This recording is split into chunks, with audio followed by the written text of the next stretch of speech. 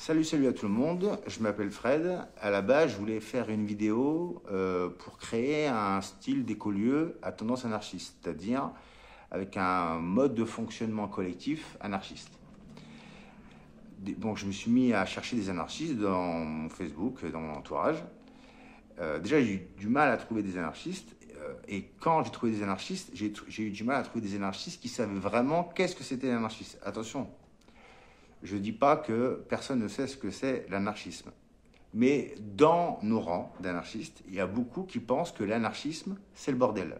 Ce qui est faux. Le bordel, enfin, un système sans règles, c'est l'anomie. L'anarchisme, ça vient du mot anarch, qui veut dire l'ordre sans le pouvoir. Comment créer une société où il n'y a pas de lutte de pouvoir? Comment créer un mode de fonctionnement pour faire en sorte que ce qui est naturel pour l'être humain, c'est-à-dire des luttes de pouvoir, comment faire pour créer des règles qui empêchent ça, qui évitent ça. Donc, je ne vais pas vous faire l'histoire de l'anarchisme parce qu'il y a eu plusieurs très bons documentaires qui s'appellent l'histoire de l'anarchie. Là, apparemment, il y a les 4 volumes. J'en avais vu que 3, mais là, apparemment, il y en a 4. Donc, je conseille à tous les anarchistes de regarder déjà ce documentaire qui s'appelle l'histoire de l'anarchisme. Ça vous apprendra pas mal de choses. Donc, du coup,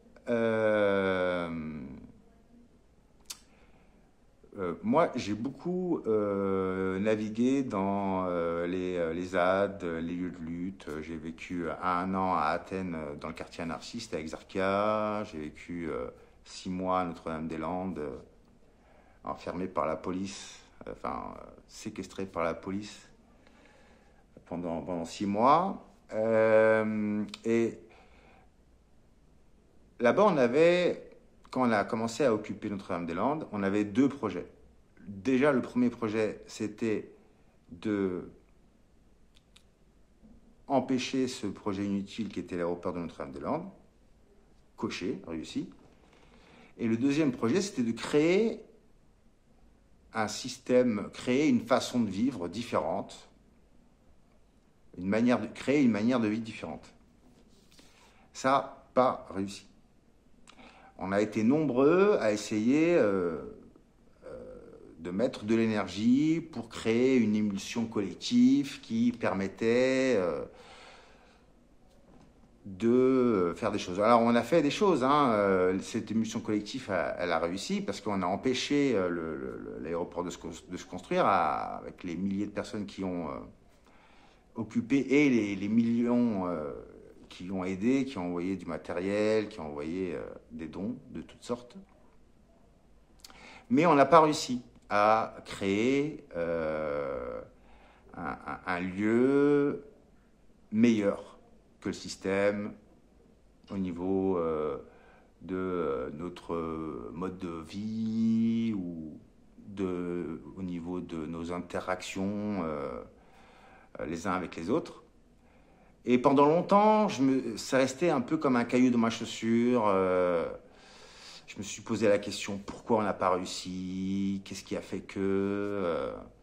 pourquoi on a réussi à empêcher l'aéroport et pas réussi derrière à construire quelque chose de meilleur? Donc, après, j'ai beaucoup voyagé. J'ai vécu un an à Athènes, à Exarchia, dans le quartier anarchiste.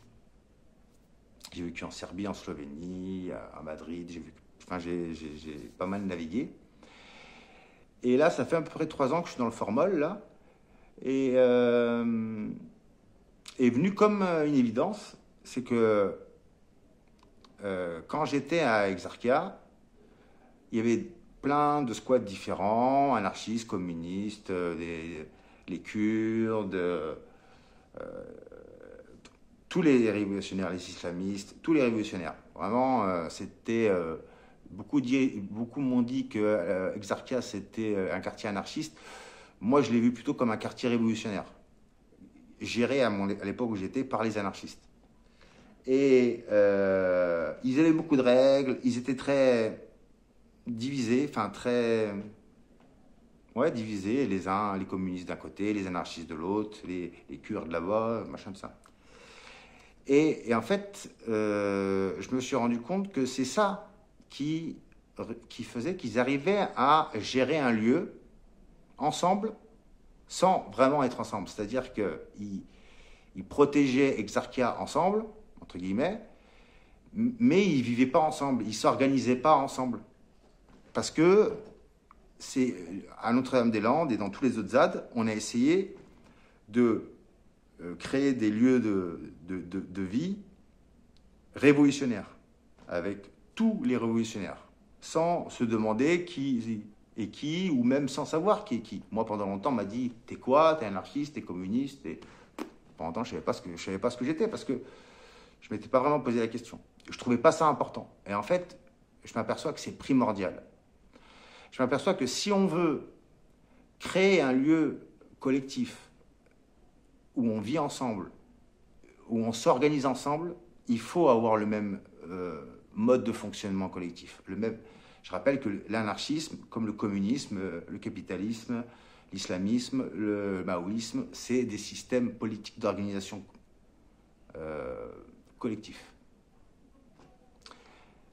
Donc, moi, je suis anarchiste, et donc du coup, je lance un appel à tous les anarchistes qui déjà savent c'est quoi l'anarchie, qui ne pensent pas que l'anarchie c'est le bordel ou l'absence de règles, à me contacter et pour déjà arriver à discuter sur l'avenir, enfin sur le passé, l'avenir et le futur de l'anarchisme. Parce que si on n'a pas cette démarche d'essayer de revenir à l'essentiel de l'anarchisme, j'ai peur que dans 50 ans, dans 100 ans, l'anarchisme, pour tout le monde, ça soit le bordel. L'absence de règles. Le chaos. C'est pas du tout ça. Voilà. Donc, dans une autre vidéo, j'essaierai de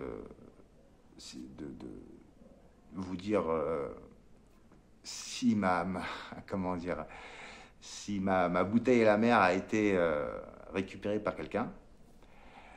Et puis après, du coup, peut-être que je ferai une vidéo pour créer un écolieu à tendance anarchiste. Voilà, merci de m'avoir écouté pour ceux qui ont été jusqu'au bout. Tchuss!